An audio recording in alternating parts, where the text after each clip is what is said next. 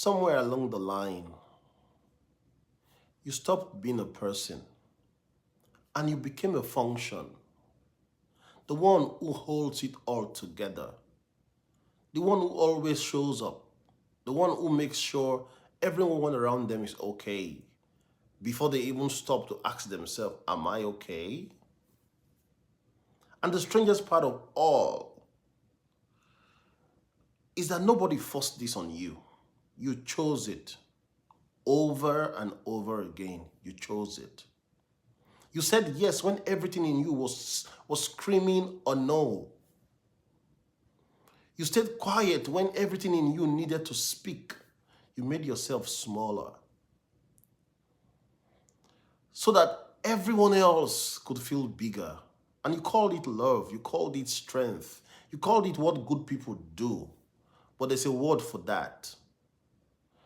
And today we're going to say it out loud together.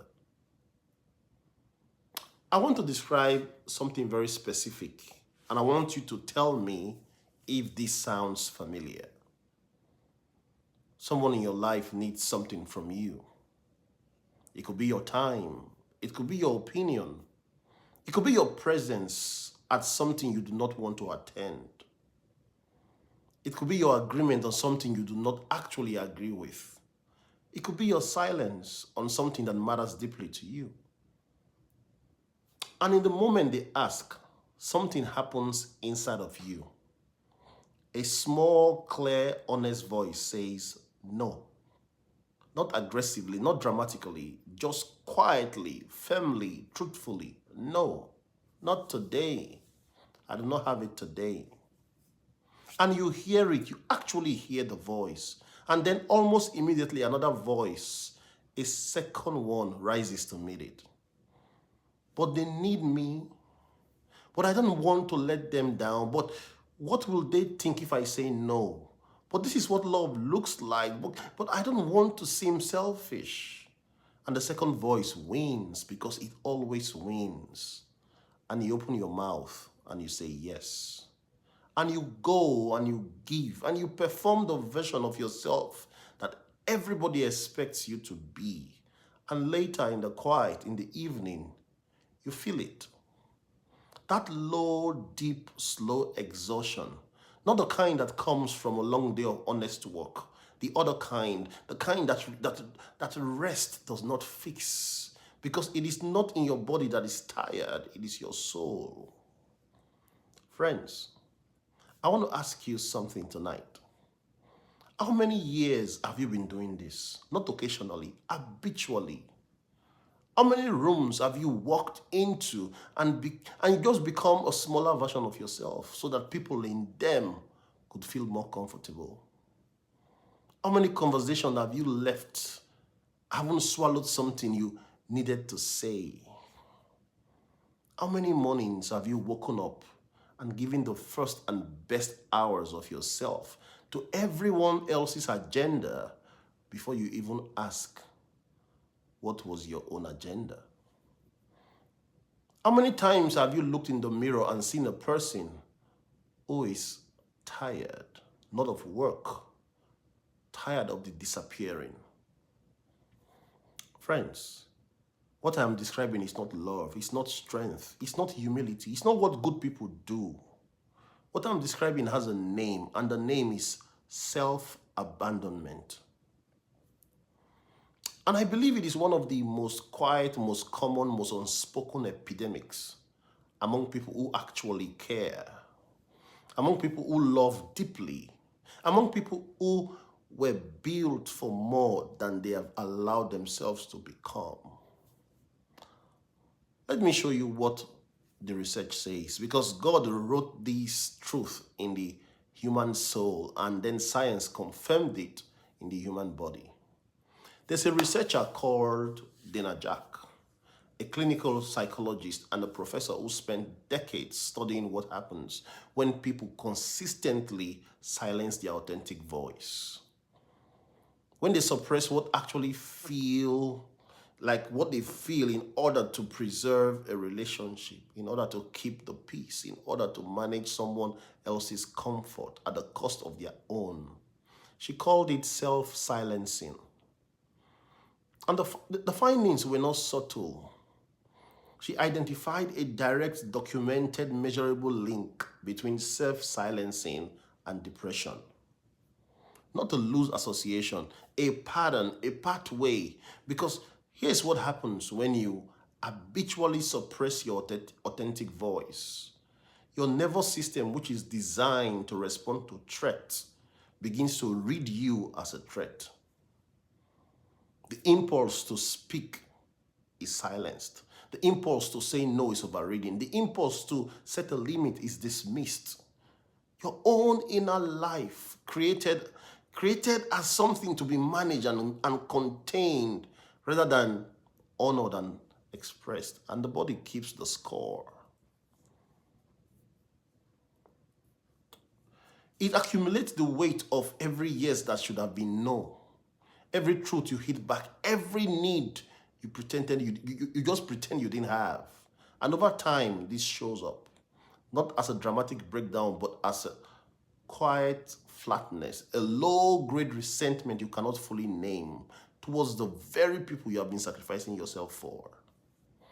A distance that sits behind your eyes, even when you're smiling. A weariness that the weekend cannot touch. And one of the most devastating findings in this research is that what self-silence does to yourself, to your sense of self. Over time, when you consistently edit yourself to fit other people's expectation, you stop knowing what you actually think. You stop trusting what you actually feel. Someone asks you your opinion, and there's a fraction of a second where you search for it, and it's not quite there. Because you've been so long in the practice of presenting the version of yourself that others need than the unedited, unmanaged, unperformed version. It has become hard to find, and here is what breaks my heart about this. The people who struggle most with self-abandonment are not selfish people. They are not the careless people. They are the most caring people in the room, the ones with the most empathy, the ones who feel the pains of others most acutely, the ones who are taught, either explicitly or by example, that their needs comes last, that their voice matters less, that the measure of their value is how much they can give. Friends, whoever taught you that was wrong. And today I want to begin to undo that teaching. I want to take you to a passage of the scripture that I believe is one of the most profound human moments in all of the Bible. 1 Kings chapter 19. The man at the center of this passage is one of the most powerful prophets who ever lived. His name is Elijah. And before we get to chapter 19, you need to understand what has just happened. Because chapter 19 does not make sense without chapter 18. In chapter 18, Elijah had just experienced one of the greatest prophetic victories in human history. He stood on Mount Carmel alone against 450 prophets of Baal. He called down fire from heaven in front of all of Israel. He prayed for rain after 3 years of drought, and the sky went black and rain came. That's not a small day.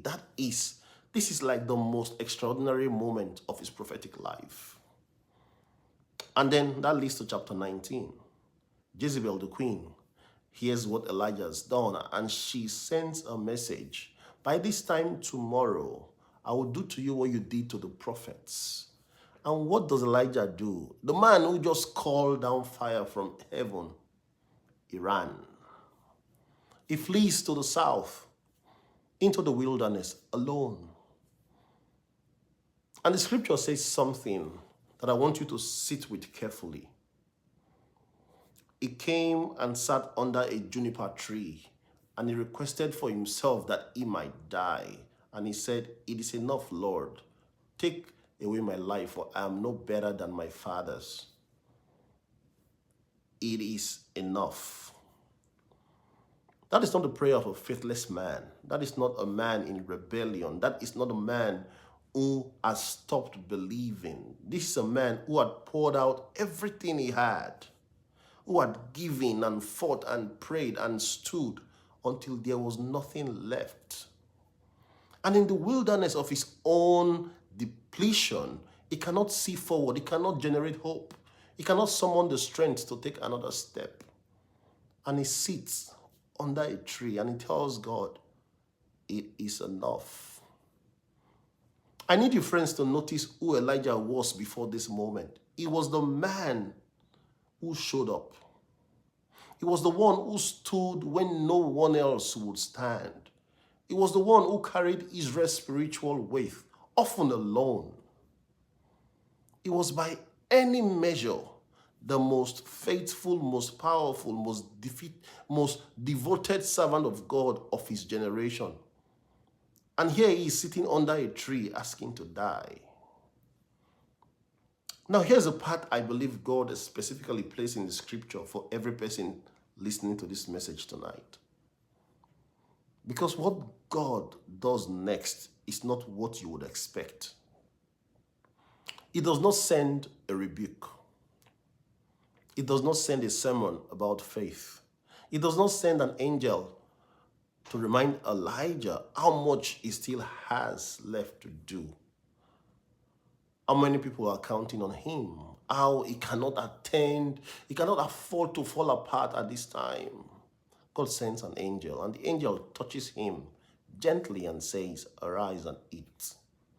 And when Elijah opened his eyes, there's bread, fresh bread, baked on coals and water.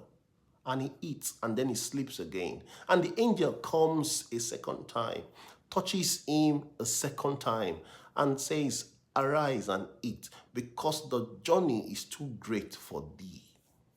Friends, I want to stop right there, because those 6 words may be the most tender, the most important words God ever used to an exhausted servant, because the journey is too great for thee. God didn't say, get up, there's more to do. God didn't say, stop being weak, remember who you are. God didn't say, look at everything I've done for you, now pull yourself together. God looked at his most faithful, most depleted servant, and he said, I see you. I see that you've given everything. I see that there is nothing left. The road ahead requires more than you currently have. So before we go any further, let me feel you. This is the God who is in the very beginning. He rested on the 7th day, not because he was tired, because he was modeling something for the people he had just created. The rhythm of pouring out and being filled, the rhythm of giving and receiving, the rhythm of movement and rest. This is the God who said to his disciples after they came back from ministry, from teaching, from healing, from pouring themselves out, come away with me to a quiet place and rest a while. Jesus didn't say, keep going. Come away. And friends, I need to ask you today, what is the last time you came away? Or when is the last time you came away? When is the last time you stopped pouring and allowed yourself to be filled? When is the last time you sat, not in productivity, not in service, not in the management of everyone else's needs and schedules and feelings, but in the simple, quiet reality that you are a human being and you were designed to receive as well as to give? When was the last time? Elijah was one of the greatest prophets in all of the scripture, but he needed bread, he needed rest. He needed an angel to kneel beside him and gently say, I see that you're empty. I'm not angry. Let me restore you. And after God restored Elijah, do you know what happened next? He went on to anoint kings. He passed his mantle to Elisha, a younger man who would carry the prophetic work further than Elijah ever did. He was taken to heaven, not in death, but in a chariot of fire. His most enduring chapters were written after the juniper tree, not before it. The restoration was not a detour from the purpose. Friends, it was a prerequisite for it. And your restoration is not a detour, it's a prerequisite. Before we go further, think of one person in your life right now. Someone who has been sitting under their own juniper tree. Someone who has been pouring out everything and has nothing left. Who needs to hear who needs to hear that God is not disappointed in their emptiness. He's kneeling beside them with bread. Share this with them right now. Because sometimes the most powerful thing you can do for the people you love is showing them that they are not alone in the wilderness. And subscribe to this channel while you're there. And let's keep going. I want to get very specific now because self-abandonment does not only cost you. It costs the people around you. It costs them in ways they cannot name and you cannot see. The first cost is your relationships. Here is a great and painful irony of self-abandonment. You do it for the people you love. You shrink yourself to protect them. You silence yourself to preserve the peace. You pour yourself out because you believe sincerely that this is what love looks like. But here's what the people you love actually received. When you abandon yourself to serve them, they receive a depleted version of you.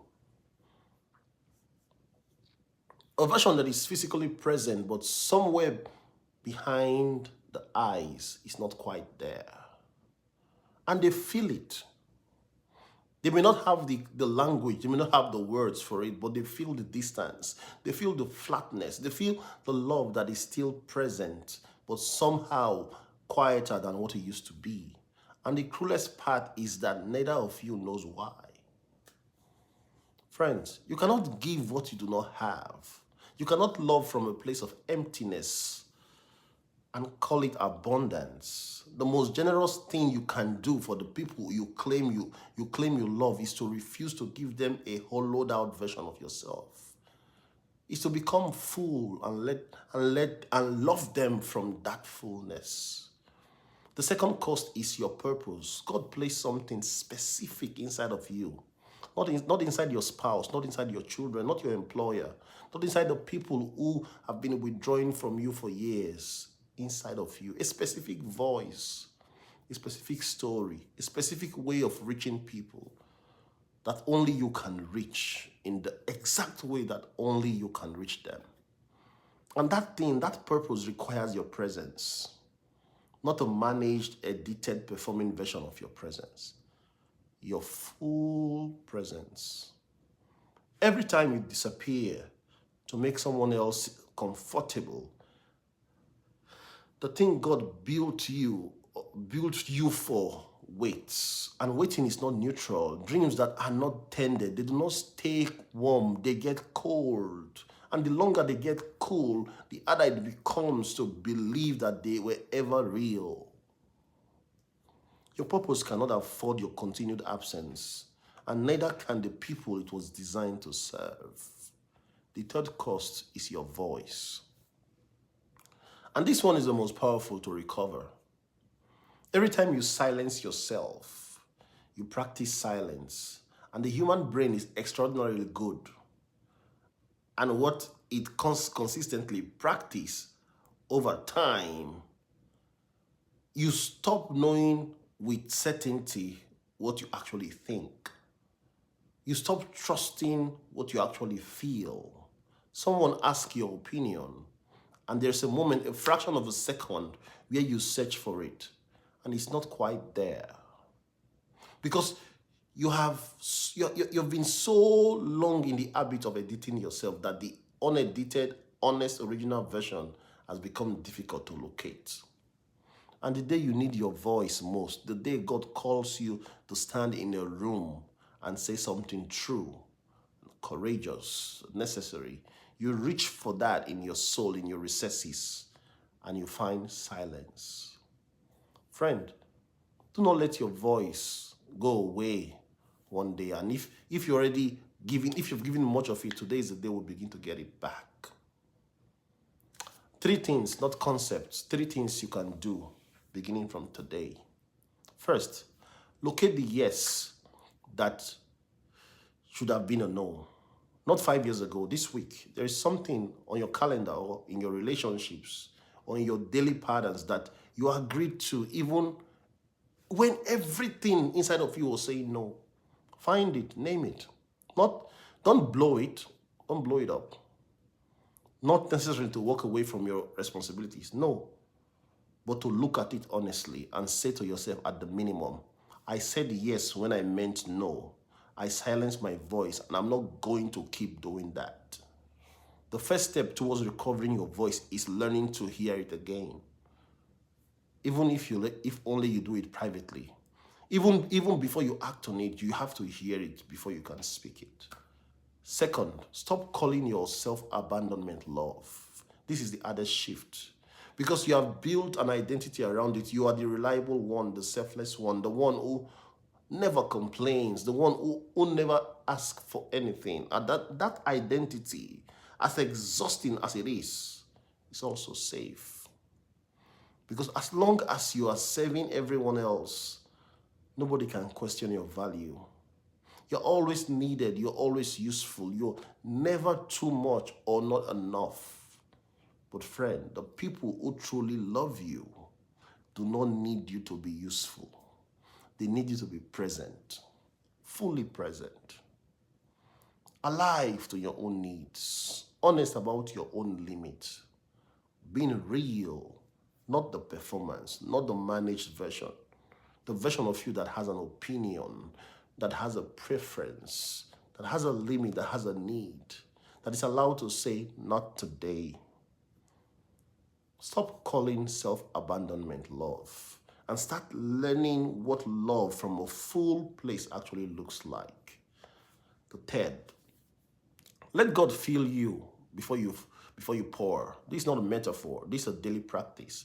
Before you show up for everyone else today, show up to God first. Not in the margins, not in the 10 minutes you spend that you find at the end of the day to spend when there is nothing left to give. Before the phone, before the request, before the agenda somebody else wrote for your morning, sit with God. Sit with the God who looked at his most faithful, most exhausted servant under a tree and said, arise and eat, because the journey is too great for thee. Let him speak to you. Let him feel you. Let him remind you that you are not a resource to be consumed. You're a person, his person, and he built you for more. Sit with him than disappearing. Elijah sat under a tree, depleted, invisible to himself, and told God, it is enough. And God did not argue. God did not rebuke. God did not remind him of everything still to do. He knelt beside him and he filled him. And the man who thought it was finished went on to do the most enduring work of his life. Friends, I'm speaking to someone today, someone who has been giving of themselves for a very long time, who woke up somewhere along the way and did not recognize the life they were living. Not because it was bad, because somewhere in it, they've gone missing. Stop giving everyone else the best of you and leaving yourself the rest. The world does not need a smaller version of you. The people you love do not need a depleted version of you. God did not design a diminished version of you. Arise and eat. The journey is not over. It's not too late. And you, my friend, were built for more. And you were built for more than this. Thank you so much, friends, for your time. Do have a great day. Bye for now.